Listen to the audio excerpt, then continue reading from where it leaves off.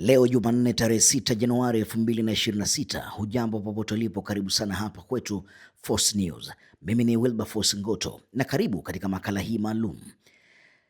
Kabla dunia haijazoea kuona operesheni za Marekani zikifanyika usiku kwa kasi na kwa mshangao kama ile ya juzi ya kumkamata rais wa Venezuela chumbani kwake, kulikuwa na tukio moja ambalo liliacha Marekani ikiwa na maswali mengi kuliko majibu. Tukio hilo lilitokea Mogadishu, Somalia mwaka 1993. Wakati huo Somalia ilikuwa tayari imesambaratika baada ya kuanguka kwa serikali ya Siad Barre mwaka 1991. Nchi ikaingia kwenye vita vya wenyewe kwa wenyewe, makundi ya kivita yakagawana miji, huku raia wakikabiliwa na njaa kali, magonjwa na hofu ya kila siku. Hakukuwa na serikali imara wala amani. Hali hiyo ilisukuma Umoja wa Mataifa na Marekani kuingilia kati. Lengo lilikuwa kusaidia misaada ya kibinadamu ufike kwa raia na kujaribu kurejesha utulivu. Lakini kadri muda ulivyopita, operesheni ya amani ikageuka kuwa operesheni ya kijeshi. Ndani ya Mogadishu kulikuwa na jina lililotajwa kwa tahadhari kubwa: Mohamed Farah Aidid. Alikuwa kiongozi wa kivita mwenye nguvu aliyedaiwa kuhusika na mashambulizi dhidi ya wanajeshi wa UN. Marekani ikaona bila kumdhibiti Aidid hakuna amani ingewezekana.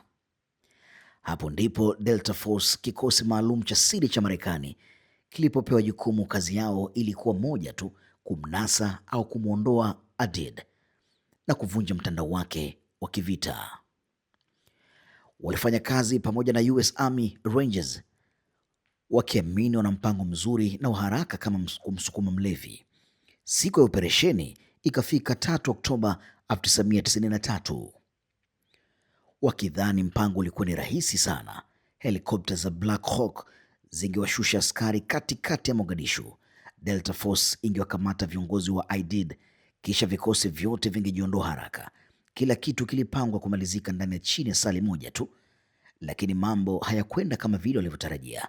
Muda mfupi baada ya operesheni kuanza, wapiganaji wa Somalia walifyatua makombora ya RPG.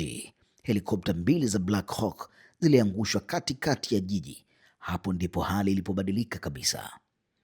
Askari wa Marekani wakajikuta wakizingirwa. Mitaa ya Mogadishu ikageuka uwanja wa vita.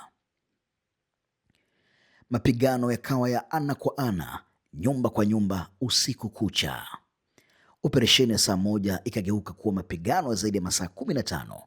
Marekani ilipata pigo kubwa, wanajeshi wake 18 wakauawa na wengine zaidi ya 70 wakijeruhiwa vibaya.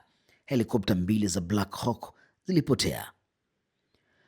Kwa upande wa Somalia, makadirio yanaonyesha 100 wapiganaji waliuawa, ingawa idadi kamili haijawahi kuthibitishwa rasmi.